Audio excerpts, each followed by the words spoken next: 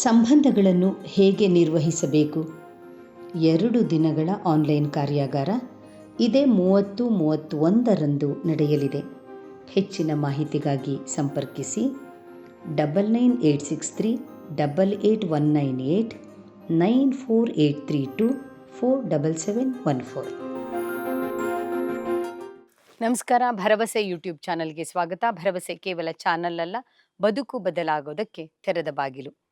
ನಮಗೆ ತುಂಬ ದುಃಖವಾದಾಗ, ಶಾಕ್ ಆದಾಗ, ಯಾವುದಾದ್ರೂ ಕಠಿಣವಾದಂತಹ ಸಮಸ್ಯೆಗಳಲ್ಲಿ ಸಿಲುಕು ಹಾಕಿಕೊಂಡಾಗ, ಅಯ್ಯೋ ದೇವ್ರೆ ಹೀಗಾಗೋಯ್ತಾ ಎನ್ನುವಂಥ ಮನಸ್ಥಿತಿ ಎದುರಾದಾಗ, ನಮ್ಮ ಸುತ್ತಲೂ ಒಂದು ಅಸಹಾಯಕತೆ ಒಡಮೂಡಿದಾಗ ಏನು ಮಾಡ್ತೀವಿ, ಏನು ಆಗತ್ತೆ, ಅದನ್ನು ನಾನು ಹಂತ ಹಂತವಾಗಿ ನಿಮಗೆ ಅರ್ಥ ಮಾಡಿಸ್ತಾ ಬರ್ತೀನಿ. ಸಾಮಾನ್ಯವಾಗಿಂತಹ ಆಘಾತ ಎದುರಾಗೋದು ಯಾವಾಗ? ಆಪ್ತರನ್ನು ಕಳ್ಕೊಂಡಾಗ ಆಗತ್ತೆ. ಕಾಯಿಲೆಗಳ ಬಗ್ಗೆ, ಇಂಥದ್ದೊಂದು ಕಾಯಿಲೆ ನನಗೆ ಬಂದುಬಿಡ್ತಾ, ಆಗ ಆಗತ್ತೆ. ನಮ್ಮ ಕೈ ಮೀರಿದ ಎಷ್ಟೋ ಪರಿಸ್ಥಿತಿಗಳು ಎದುರಾದಾಗ ಆಗತ್ತೆ. ಹಣಕಾಸಿನ ಒಂದು ತೊಂದರೆ ಎದುರಾದಾಗ ಕೂಡ ಆಗತ್ತೆ. ಇವೆಲ್ಲ ಜೀವನದಲ್ಲಿ ಬಹುತೇಕ ಸಂದರ್ಭಗಳಲ್ಲಿ ಆಗುವಂಥದ್ದು. ಆಗ ಏನು ಮಾಡ್ತೀವಿ ನಾವು? ಅದನ್ನು ಹೇಳ್ತೀನಿ. ಮೊಟ್ಟ ಮೊದಲು ನಾವೇನು ಮಾಡಿಬಿಡ್ತೀವಿ ಗೊತ್ತಾ? ನಮಗೆ ಅರಿವಿಲ್ಲದೆ ನಮ್ಮ ಮನಸ್ಸು ಒಂದು ನಿರಾಕರಣೆಯ ಮೋಡಿಗೆ ಹೋಗುತ್ತೆ. ಏನು ನಿರಾಕರಣೆಯ ಮೋಡು ಅಂದರೆ? ಇದು ನನಗೆಲ್ಲ ಆಗಲ್ಲಪ್ಪ, ಅಂದರೆ ಇದು ನನ್ನ ಜೀವನದಲ್ಲಿ ಆಗೋದೇ ಇಲ್ಲ ಅಂತ ನಾವು ಅಂದ್ಕೊಂಡ್ಬಿಡ್ತೀವಿ. ಇದು ನನಗಾಗಲ್ಲ, ಇದು ನನಗಾಗಲಿಲ್ಲ, ಆಗಲ್ಲ, ಆಗೋದಿಲ್ಲ. ಈ ರೀತಿಯ ನಿರಾಕರಣೆಯಲ್ಲಿ ನಾವು ಇರ್ತೀವಿ. ಅಂದರೆ ಅದನ್ನು ಒಪ್ಪಿಕೊಳ್ಳೋದಕ್ಕೆ ನಾವು ಸಿದ್ಧವಿಲ್ಲ. ನಿರಾಕರಣೆ, ಖಂಡಿತ ನಿರಾಕರಣೆ ಆಗಲೇಬೇಕು, ಅದು ಹಂತ. ಅದು ತಕ್ಷಣ ನಮ್ಮ ಮನಸ್ಸು ಒಪ್ಕೊಳ್ಳಲ್ಲ, ನಿರಾಕರಿಸತ್ತೆ. ಎರಡನೇ ಹಂತದಲ್ಲಿ ಬರುತ್ತೆ, ನನಗೆ ಯಾಕೆ ಹೀಗಾಯಿತು. ನಾವಿದೆಲ್ಲವನ್ನು ನೋಡ್ತಿರ್ತೀವಿ. ಯಾವುದೇ ದುಃಖ ಎದುರಾಗಲಿ, ಯಾವುದೇ ಕಷ್ಟ ಎದುರಾಗಲಿ, ಯಾವುದೇ ಸಮಸ್ಯೆ ಎದುರಾಗಲಿ, ಯಾವುದೋ ಆಪ್ತರ ಅಗಲಿಕೆಯಂಥದ್ದೇ ಪರಿಸ್ಥಿತಿ ಬರಲಿ, ನನಗ್ಯಾಕೆ ಹೀಗಾಯಿತು, ನನಗ್ಯಾಕೆ ಹೀಗಾಯಿತು ಅಂತ ಇದನ್ನು ಆಕ್ಷೇಪ ಅನ್ನುವ ರೀತಿಯಲ್ಲಿ ಕೇಳ್ತೀವಿ ಅಲ್ವಾ? ಅದು ಯಾರ ಜೊತೆಗಾದರೂ ಆಕ್ಷೇಪಿಸಿ ಕೇಳ್ತೀವಿ, ಯಾಕೆ ಹಿಂಗಾಯಿತು ನಮಗೆ, ಯಾಕೆ ಹಿಂಗಾಯಿತು ನಮಗೆ ಅಂತ. ಮೂರನೆಯದು, ನನಗೆ ಹೀಗಾಗಬೇಕಾ, ನನಗೆ ಹೀಗಾಗಬೇಕಾ ಅಂತ ದುಃಖಿಸ್ತೀವಿ.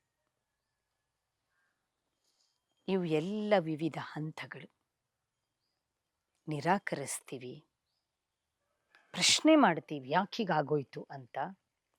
ನನಗೆ ಹೀಗಾಗೋಯ್ತಾ, ನನಗೆ ಹೀಗಾಗಬೇಕಾ, ನಾನೆಷ್ಟು ಒಳ್ಳೆಯವಳಾಗಿದ್ದೆ, ನಾನೆಷ್ಟು ಒಳ್ಳೆತನದಿಂದ ವರ್ತಿಸಿದ್ದೆ, ನಾನೆಷ್ಟು ಪೂಜೆ ಪುನಸ್ಕಾರಗಳನ್ನು ಮಾಡಿದ್ದೆ, ನಾನೆಷ್ಟು ದಾನ ಧರ್ಮಗಳನ್ನು ಮಾಡಿದ್ದೆ, ನಾನೆಷ್ಟು ಒಳ್ಳೆ ಕೆಲಸಗಳನ್ನು ಮಾಡಿದ್ದೀನಿ, ಆದರೂ ನನಗೆ ಹೀಗಾಗೋಯ್ತಾ, ಅಂದರೆ ನನಗೆ ಹೀಗಾಗಲೇಬಾರ್ದಿತ್ತು, ಹೀಗಾಗೋಯ್ತಲ್ಲ ಅಂತ ಕೇಳ್ಕೊಳ್ತೀವಿ. ಇಷ್ಟೆಲ್ಲ ಹಂತಗಳನ್ನು ಮುಗಿಸಿದ ಮೇಲೆ ಒಂದು ಹಂತಕ್ಕೆ ಬರ್ತೀವಿ. ಆಗಿದೆ, ಏನು ಮಾಡೋಕ್ಕಾಗುತ್ತೆ? ಅಕ್ಸೆಪ್ಟೆನ್ಸ್. ನಿಜವಾಗಿಯೂ ಒಂದು ಹೊಸ ಜರ್ನಿ ಶುರುವಾಗೋದು ಅಕ್ಸೆಪ್ಟೆನ್ಸಲ್ಲಿ.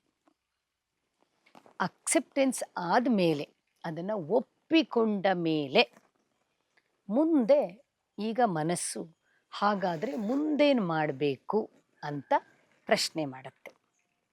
ಯಾವುದೇ ಸಮಸ್ಯೆ ಎದುರಾದಾಗ, ಯಾಕೆ ಈ ಮೇಡಮ್ ಇಷ್ಟೆಲ್ಲ ಹೇಳ್ತಾರೆ ಅಂತ ನಿಮ್ಗೆ ಅನಿಸಬಹುದು.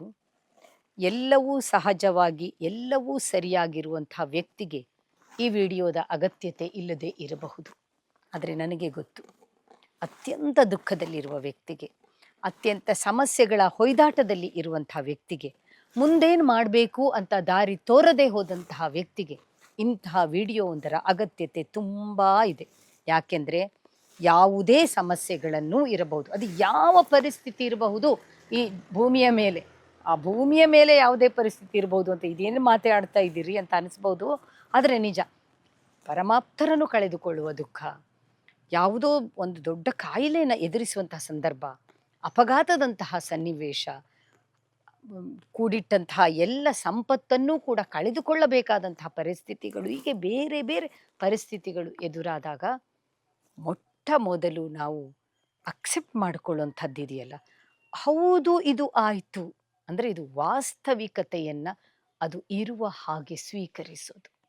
ಹೌದು ಇದು ಆಯಿತು, ನಿರಾಕರಿಸ್ತೀವಿ, ನನಗೆ ಯಾಕಾಯ್ತು ಅಂತೀವಿ, ನನಗಾಗಬಾರ್ದಿತ್ತು ಅಂತೀವಿ, ಇವೆಲ್ಲವೂ ಹೌದು ಹೌದು.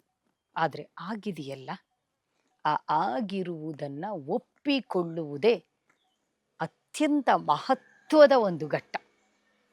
ನಾವು ಎಷ್ಟು ಬೇಗ ಆಗಿರುವುದನ್ನು ಅದು ಹೌದು ಅಂತ ಒಪ್ಕೊಳ್ತೀವೋ, ಅದರ ನಂತರದ ನಡೆ ಇದೆಯಲ್ಲ, ಅದು ಪರಿಹಾರವನ್ನು ಫೋಕಸ್ ಮಾಡುವಂಥದ್ದು. ಹೌದು ಇದಾಯಿತು, ಈಗೇನು ಮಾಡಬೇಕು? ಈ ಒಂದು ಸೂಚನೆಯನ್ನ ನಾವು ನಮ್ಮ ಮನಸ್ಸಿಗೆ ಕೊಟ್ಟಾಗ ಮನಸ್ಸು ಮುಂದೆ ನಮಗೆ ಮಾರ್ಗದರ್ಶಕನ ಹಾಗೆ ಕೆಲಸ ಮಾಡಕ್ಕೆ ಶುರು ಮಾಡುತ್ತೆ. ಆದರೆ ನಾವು ಅದನ್ನು ಪ್ರತಿರೋಧಿಸ್ತಾ ವಿರೋಧಿಸ್ತಾ ನನಗೆ ಯಾಕೆ ಹೀಗಾಯಿತು ಅಂತ ದುಃಖ ಆಗತ್ತೆ, ಖಂಡಿತ ದುಃಖ ಆಗತ್ತೆ, ಅಸಹಾಯಕತೆ ಆಗತ್ತೆ, ಸಂಕಟ ಆಗತ್ತೆ. ಎಲ್ಲರೂ ಎಷ್ಟು ಚೆನ್ನಾಗಿದ್ದಾರೆ, ನಾನು ಮಾತ್ರ ಇದನ್ನು ಅನುಭವಿಸ್ತಾ ಇರಬೇಕಾ ಅನ್ಸತ್ತೆ. ಆದರೆ ಇದು ಯಾವುದರಿಂದಲೂ ಪರಿಹಾರ ಇಲ್ಲವಲ್ಲ. ನಾನು ಹೇಳಕ್ಕೆ ಹೊರಟಿರೋದು, ನಮಗೆ ಪರಿಹಾರ ಬೇಕು ಅಂತ ಆದರೆ, ನಮಗೆ ಯಾವುದೇ ರೀತಿಯಾದಂತಹ ದುಃಖಕ್ಕೋ ಆತಂಕಕ್ಕೋ ಭಯಕ್ಕೋ ನೋವಿಗೋ ಒಂದು ಉತ್ತರ ಬೇಕಾದಾಗ ಮೊಟ್ಟ ಮೊದಲು ಅದು ಹೇಗಿದೆಯೋ ಹಾಗೆ ಅದನ್ನು ನೋಡಬೇಕು ಮತ್ತು ಅದನ್ನು ಸ್ವೀಕರಿಸಬೇಕು. ಸ್ವೀಕರಿಸೋದು ಅಂದರೆ ಬಾ ಬಾ ಅಂತ ಅಲ್ಲ, ಅದನ್ನು ಒಪ್ಪಿಕೊಳ್ಳುವಂಥದ್ದು. ಇದು ಹೀಗಿದೆ ಎಂದು ಒಪ್ಪಿಕೊಳ್ಳುವಂಥದ್ದು. ಯಾವಾಗ ಆ ಒಪ್ಪಿಕೊಳ್ಳೋದನ್ನು ನಮ್ಮ ಮನಸ್ಸು ಅರ್ಥ ಮಾಡಿಕೊಂಡಿತೋ, ಮುಂದಿನದೇನು ಅಂತ ಯೋಚನೆ ಮಾಡುತ್ತೆ. ಇದು ಕಾಯಿಲೆಯಿಂದ ಹಿಡಿದು ಪರಸ್ಪರ ಸಂಬಂಧಗಳವರೆಗೂ ಅನ್ವಯಿಸುತ್ತೆ. ಸಣ್ಣ ವಿಚಾರ ಹೇಳ್ತೀನಿ. ನಾವು ತುಂಬ ದಪ್ಪ ಇದ್ದೀವಿ ಅಂತ ಅಂದ್ಕೊಳ್ಳಿ, ಎಷ್ಟೋ ಜನ ಅವ್ರಿಗೆ ದಪ್ಪ ಇದ್ದೀವಿ ಅಂತ ಗೊತ್ತಾದರೂ ಕೂಡ ಅದನ್ನು ಅಕ್ಸೆಪ್ಟ್ ಮಾಡ್ಕೊಳ್ಳಲ್ಲ ನೋಡಿ. ಅವ್ರಿಗೆ ಗೊತ್ತಿರುತ್ತೆ, ಎಲ್ಲರೂ ಹೇಳ್ತಿರ್ತಾರೆ, ಆದರೂ ಅವರು ಅದನ್ನು ನಿರಾಕರಿಸ್ತಿರ್ತಾರೆ. ನಾನು ಯಾಕೆ ದಪ್ಪ ಇದ್ದೀನಿ, ನಾನು ಇರೋದೇ ಹೀಗೆ, ಏನೀಗ, ಈ ರೀತಿಯ ಸಮರ್ಥನೆಗೆ ಬಂದ್ಬಿಡ್ತಾರೆ. ಅಂದರೆ ಒಂದ್ಸರಿ ಒಪ್ಕೊಂಡಾಗ ಹೌದು ನಾ ದಪ್ಪ ಇದ್ದೀನಿ, ಇದಕ್ಕೇನು ಪರಿಹಾರ, ಆ ಒಪ್ಪಿಕೊಂಡಾಗ ಪರಿಹಾರದ ದಾರಿಗಳು ಸಿಗುತ್ತೆ. ಪರಿಹಾರದ ದಾರಿಯಲ್ಲಿಯೇ ನಾವು ನಡೆದಾಗ ಮಾತ್ರವೇ ನಮಗೆ ಪರಿಹಾರದ ಅನೇಕ ಮಜಲುಗಳು ಸಿಗೋಕ್ಕೆ ಶುರುವಾಗತ್ತೆ. ಇಲ್ಲದೆ ಹೋದರೆ ನಾವು ನಿಂತಲ್ಲಿಯೇ ನಿಂತು ಕೇವಲ ಚಡಪಡಿಸ್ತಾ ಇರ್ತೀವಿ. ಹಾಗಾಗಬಾರದು ಎನ್ನುವ ಒಂದು ವಿಶೇಷವಾದ ಕಾಳಜಿಯಿಂದ ಕಳಕಳಿಯಿಂದ ಈ ವಿಡಿಯೋ ಮಾಡಿದ್ದೀನಿ. ಯಾವುದೇ ದುಃಖದ ಸಂದರ್ಭ, ಯಾವುದೇ ನೋವಿನ ಸಂದರ್ಭ, ಯಾವುದೇ ಸಂಕಷ್ಟದ ಸಂದರ್ಭ, ಕಷ್ಟಗಳನ್ನು ಎದುರಿಸುವ ಪರಿಸ್ಥಿತಿ ಬಂದಾಗ ಅದು ಏನಿದೆಯೋ ಹೇಗಿದೆಯೋ ಹಾಗೆ ಅದನ್ನು ನೋಡುವುದನ್ನು ಮೊಟ್ಟ ಮೊದಲು ನಾವು ಕಲ್ತ್ಕೊಳ್ಬೇಕಾಗಿದೆ. ಅದನ್ನು ಹಾಗೆ ನೋಡಿ ಇದು ನನಗೆ ಬಂದಿದೆ ಎನ್ನುವುದನ್ನು ಒಪ್ಪಿಕೊಂಡಾಗ, ಅದನ್ನು ಅದು ಇರುವ ಹಾಗೆ ಸ್ವೀಕರಿಸಿದಾಗ ಮನಸ್ಸು ಮುಂದೆ ಪರಿಹಾರದ ದಾರಿಗಳನ್ನು ಹುಡುಕೋದಕ್ಕೆ ಶುರು ಮಾಡುತ್ತೆ. ಒಮ್ಮೆ ಪರಿಹಾರದ ದಾರಿಯತ್ತ ನಡೆಯೋದಕ್ಕೆ ಶುರು ಮಾಡಿದಾಗ ಖಂಡಿತವಾಗಿಯೂ ನಾವು ಆ ಹಳೆಯದಾದಂತಹ ಎಷ್ಟೋ ವಿಚಾರಗಳಿಂದ ಹೊರಬರ್ತೀವಿ. ಸಣ್ಣ ಉದಾಹರಣೆ ಅಂದರೆ, ನಮಗೆ ಪೂರ್ವದ ಕಡೆಗೆ ನಡಿಬೇಕು ಅಂತ ಆದರೆ ಪಶ್ಚಿಮಕ್ಕೆ ಬೆನ್ನು ಹಾಕಬೇಕು ಅಷ್ಟೇ. ಎಷ್ಟೇ ಸುಲಭವಾದಂತಹ ಒಂದು ಪರಿಹಾರವನ್ನು ನಾವು ಕಂಡುಕೊಳ್ಬೇಕು. ಯಾಕೆಂದರೆ ಯಾರ ಜೀವನದಲ್ಲಿಯೂ ಕೂಡ ನೋವೇ ಇಲ್ಲ, ಕಷ್ಟವೇ ಇಲ್ಲ, ಸಂಕಟವೇ ಇಲ್ಲ, ಅವಮಾನವೇ ಇಲ್ಲ, ದುಃಖವೇ ಇಲ್ಲ, ಸೋಲೇ ಇಲ್ಲ ಎನ್ನುವಂಥದ್ದು ಇಲ್ಲವೇ ಇಲ್ಲ. ಪ್ರತಿಯೊಬ್ಬರೂ ಅವರ ಜೀವಿತದ ಅವಧಿಯಲ್ಲಿ ಅನುಭವಿಸ್ತಾರೆ.